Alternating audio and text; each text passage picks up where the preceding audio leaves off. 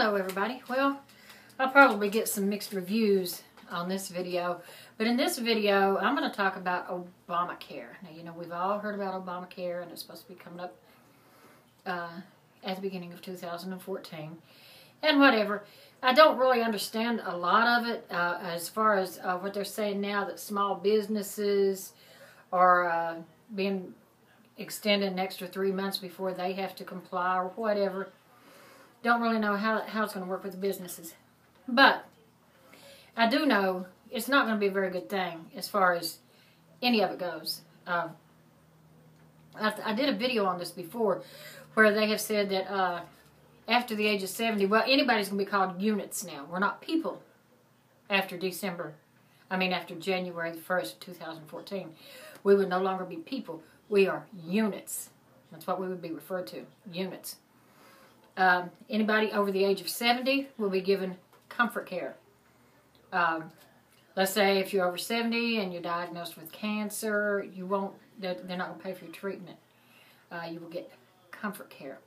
They had a surgeon, I think he was a neurosurgeon, on a radio show, and he was talking about that, and he said a lot of people didn't even know about this yet, but he said he has been told that he is a neurosurgeon. If somebody has an aneurysm, so to speak, he said, and they need emergency surgery, and they are over 70, that he cannot rush in there and give them emergency surgery.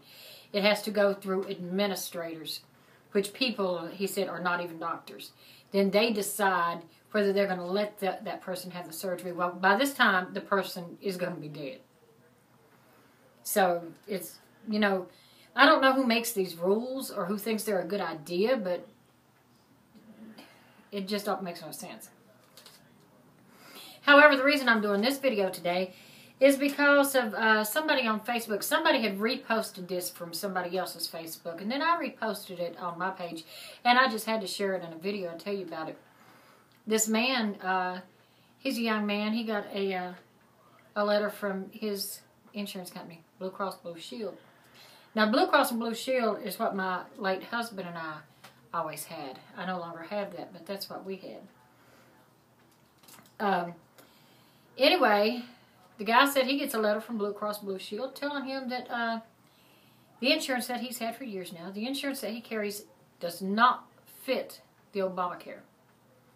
So they are doing away with his insurance. They told him, don't worry, you're not being canceled. We have automatically set you up on a newer arrangement, you know, which complies with Obamacare. And there's only going to be a few changes to that. In those changes, they tell him that his deductible, which was $1,500, will go up to $2,500. That's up 66% for his deductible. His monthly payments that he makes is also going up by 65%, from $139.50 a month to $229.19 a month. His annual out-of-pocket expenses, annual out-of-pocket now, went from $1,500 to $6,350. A lot of people don't spend that much in a year in medical expenses. So henceforth, he's got to pay a higher premium every month, more out-of-pocket expenses, which if he doesn't go to the doctor very often, he's just going to be paying out-of-pocket every time he goes, and there's really no need to have the insurance. And he's got a higher deductible. And he also said that the letter went on to say that some of the things that the insurance had covered will no longer be covered. He didn't go into detail about what that was, but some of the things that which was the reason that he chose that particular package when he first got it, and what he needed in that package will no longer be covered. Instead, they are now covering, I think, mental health issues and drug and rehab, which he said he needs neither one of those, so he didn't want to be included in that package. But now that package is being forced upon him. If he chooses not to take this package, he would be canceled. So now what's he supposed to do? And I am so sick to death of all these commercials that tells you to call this number, you know, or to look online for these affordable plan. There's a plan affordable for everybody. No, no, no, there's not. Nobody can afford, well, some people can, but most people can't afford an extra $300 or $400 a month for health insurance. I know my lowest, well, after my husband died, I was able to stay on his insurance for a year without any cost to me, and that was Blue Cross and Blue Shield. But after that year was up, I could have kept the Blue Cross and Blue Shield, but I would have had to have re-signed, and I would have had a different amount to pay. I would have been paying almost $400 a month at that time. Now they say, well, you know, if you have a pre-existing condition, that they cannot deny you coverage. No, they can't deny you coverage. But they can, what's going to happen there is, you know, they're not going to deny you coverage. They'll give you coverage, but I'll guarantee you your premiums are going to soar. They're going to skyrocket, and they're going to be a lot higher than anybody else's. So, once again, you're still paying out of your own pocket.